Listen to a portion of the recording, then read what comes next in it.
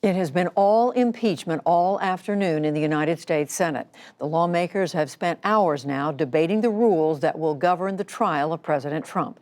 Nick Schifrin begins our coverage. Be sworn. For the first time this century, You will do impartial justice according to the Constitution and laws, so help you God. and only the third time in 150 years, All persons are commanded to keep silent on pain of imprisonment. the Senate launched a presidential impeachment trial. White House counsel Pat Cipollone. The only conclusion will be that the president has done absolutely nothing wrong, and that these articles of impeachment do not begin to approach the standard required. Lead House manager and House Intelligence Committee Chairman Adam Schiff. Conduct that abuses the power of his office for personal benefit, that undermines our national security, that invites foreign interference in our democratic process of an election. It is the trifecta of constitutional misconduct justifying impeachment. At question whether President Trump abused his power by pressuring Ukraine to announce investigations into the 2016 election and Democratic presidential candidate Joe Biden, by withholding nearly $400 million in military aid that Ukraine needs in its conflict with Russia, and whether President Trump obstructed Congress by refusing to hand over documents and blocking senior officials from testifying. The president places himself beyond accountability, above the law. Cannot be indicted, cannot be impeached. It makes him a monarch, the very evil against which our Constitution and the balance of powers it carefully laid out was designed to guard against. 4,000 miles away, President Trump joined world leaders in Davos at the world's premier economic forum. He predicted his exoneration. And I'm in Europe today because we're bringing a lot of other companies into our country with thousands of jobs, millions of jobs in many cases. So that whole thing is a total hoax. So I'm sure it's going to work out fine. Senators are voting on the trial's rules. Originally, Senate Majority Leader Mitch McConnell wanted each side to present for 24 total hours across 2 days.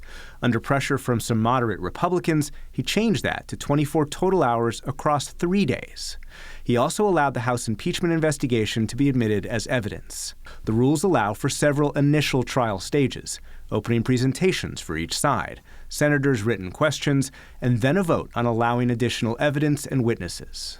It sets up a structure that is fair, even-handed, and tracks closely with past precedents that were established unanimously.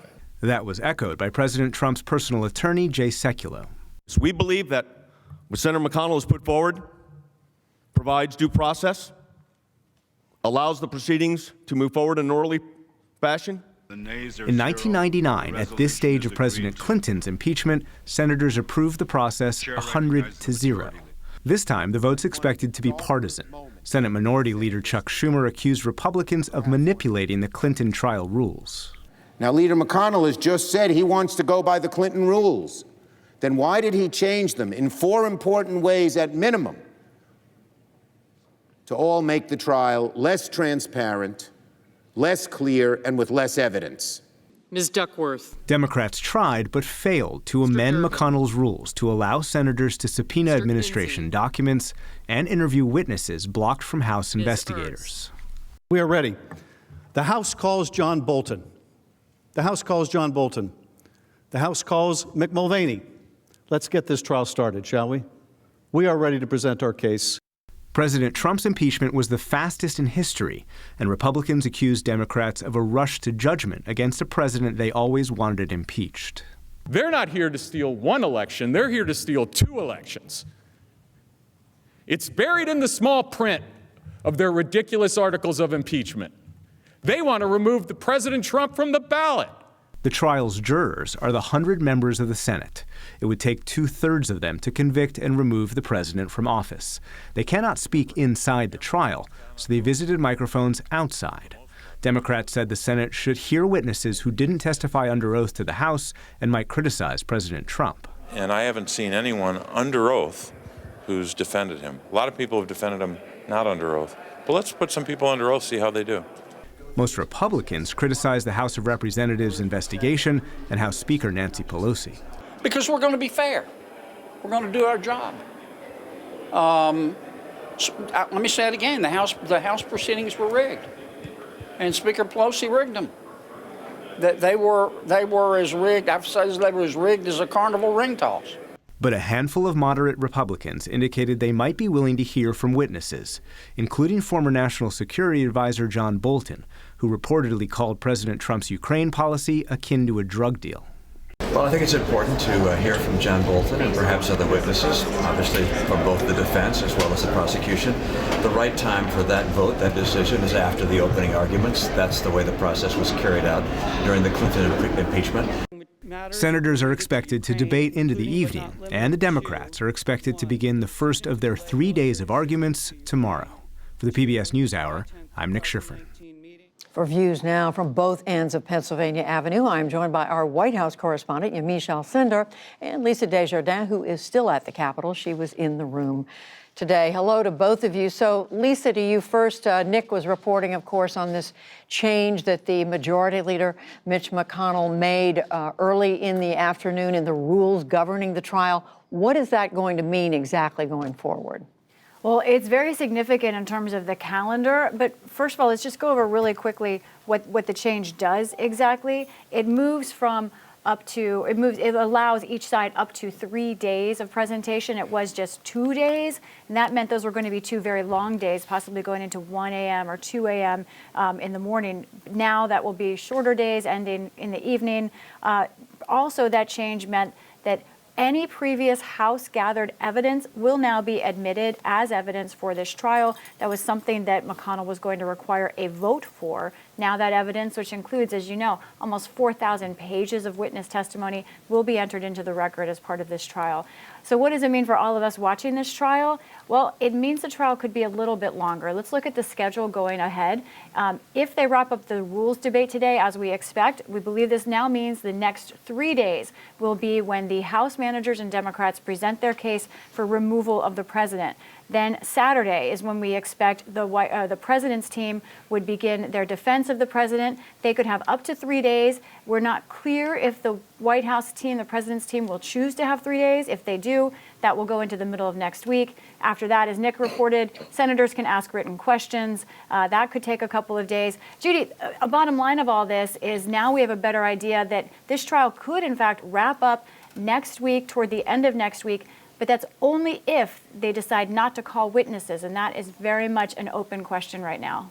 Now, Lisa, much of, getting back to what your reporting was all about, much of today was about whether new evidence should be admitted or whether they were going to depend on just what the House was able to determine in its investigation. How is all that turning out? And talk about the precedent for that. Right. It's very important. Both sides are going to say that they have their case based on precedent. But when you look at this question of witnesses, one thing that is unique about this trial is the fact that House Democrats would have liked to have gotten testimony from several White House witnesses and were unable to because the president blocked them. They are now arguing that he has that privilege as an executive. However, the issue here, Judy, is the content. They believe these witnesses, especially John Bolton, the former National Security Advisor, and also Mick Mulvaney, acting Chief of Staff, have information about what the president was doing. They want to get it. They believe the Senate can compel that testimony. Now, is there precedent for a Senate trial bringing in new evidence that the House was not able to get? Yes, there actually is that precedent. And what's more, Judy, when you look at the rule, it's very clear that the Senate 100 years ago, the Senate 40 years ago, said that each Senate determines if they want to call witnesses or not. The question is whether that's fair and appropriate here. But clearly, the framers, the rule makers for hundreds of years have said the Senate has the right to decide this as it will, new evidence or not. It's up to each Senate. And finally to you, Lisa, there's something you could see there in the Senate chamber that we watching on television or online couldn't see, and that is the faces of many of the senators. How were they reacting? What were they doing during this entire thing? It's so unusual to watch such a silent, completely silent drama from all 100 senators sitting there. You could see, Judy, that this was something senators took very seriously. All the senators were alert, certainly at the beginning. I'm told by Daniel Bush, who is now in the chamber, that actually there are many more yawns as the day goes on. But it stood out that some senators are taking copious notes. Those are some of the swing senators, including Senator Mitt Romney of Utah, Susan Collins of Maine, also Senator Lindsey Graham. You can tell who's paying attention the most alertly. And I think that that's going to bear out throughout the trial. We're going to see questions next week, and how these senators handle this is going to make a big difference. It is an unusual scene for sure. It's hard to describe, but I think it's most like sort of watching a church service from afar. One senator said that they thought they would be okay with 12 hours of listening to this testimony before they actually had to sit in the chamber for 2 hours. And they said they actually think maybe a shorter sessions is going to be better. Huh. All right. Well, we'll certainly see in the coming days. And quickly to you, Yamiche, with this change in the resolution around how this trial is being conducted, all the push for Democrats for witnesses, for evidence, how's the White House reacting to that? Well, Democratic aides are casting this as a major concession by the White House because they're so connected and working so closely with Republicans and Mitch McConnell. This idea now that there's going to be automatic evidence taken from the House process and put into the Senate trial means that a lot of the things that the White House has been saying is unfair and was not part of due process thought is all now going to be given as evidence to the Senate. And the other thing to note, as Lisa said, John Bolton is really figuring out to be a very key person here. And there are reports that the White House is making plans in case John Bolton does plan to testify or does get to testify. He said that he would testify if subpoenaed by the Senate, and that would mean that the White House might push for John Bolton to testify behind closed doors, but it might also mean that the White House is, of course, going to continue to try to block witnesses and possibly try to block John Bolton in another way. But this is a big deal and a big change on the White House's side. Separately, Yamiche, we did hear today from the president's legal counsel and from the deputy legal counsel. We heard from his personal attorney. What are we learning from that about the strategy that the president wants to put forward here? What we learned today is that the White House legal strategy is going to be really elongating the same defense that President Trump has been putting up on social media and in interviews, and that is that this was all a perfect call, that he did nothing wrong, that this is really all about Democrats wanting to both undo the 2016 election, but also wanting to make sure that he doesn't get reelected in 2020. There was also really interesting to see Pat Cipollone, the lead White House attorney, up there talking on the Senate floor because House Democrats are pushing for him to recuse himself. They say he's in fact a fact witness and he shouldn't be involved in the actual trial. The White House has been pushing back on that idea, and they've also been pushing now the Representative Adam Schiff, who was the lead Democrat in this trial, that he should actually be recusing himself. Now let's listen to what Mark Short, he's the chief of staff for Vice President Mike Pence, had to say about the process. We find enormous hypocrisy that in the House Intelligence Committee, you went through a process in which this White House was denied opportunity to have counsel present, denied opportunity to cross-examine witnesses, denied opportunity to bring your own witnesses, all because we were told this has to be rushed through as quickly as possible. And yet what you hear from Democrats today is that Senate Republicans are moving too quickly. So a fact check there, they're saying that the White House didn't have an opportunity to present witnesses or to cross-examine. In fact, the White House decided that they did not want to be part of the Judiciary Committee process of this. So they're really mad about the way that the process went, but they did, in fact, have some input in the House side. Yamiche Alcindor, Lisa Desjardins, thank you both. And joining us now is Robert Costa of The Washington Post. He's also host of Washington Week on PBS. So hello, Bob. I know you've been talking to folks on both sides, the White House and the Hill, about this big debate over witnesses, who's going to be called, who isn't. What are you learning? Beyond the proceedings today, the real debate on Capitol Hill right now is about witnesses, and will Democrats or Republicans make any concessions at this point? For now, there's no agreement. Senate Democrats have proposed they want some top Trump administration officials, current and former, like John Bolton, to testify. But so far, Republicans are only moving forward with floating the idea of trading, for example, Hunter Biden for John Bolton's testimony. But Democrats are very resistant to this idea. They do not believe Hunter Biden is relevant to this trial, and they have so far not engaged in talks with Republicans. So right now, a standoff is what it sounds like.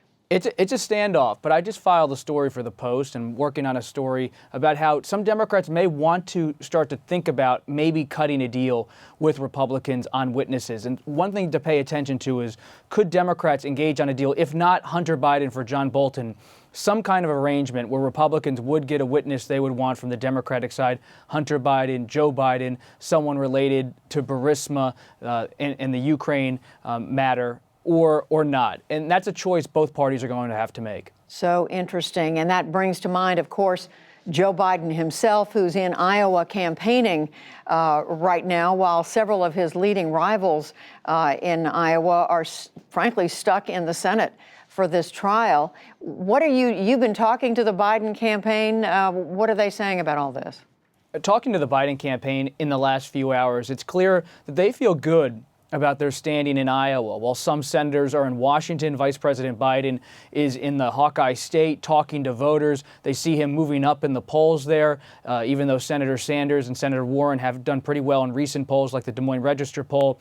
They're not paying too much attention to this witness discussion. They don't think Republicans are negotiating in good faith. And so until this becomes a real possibility of a Biden family member testifying, they're not going to engage with it in any serious way.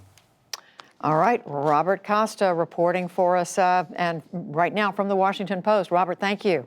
Thank you.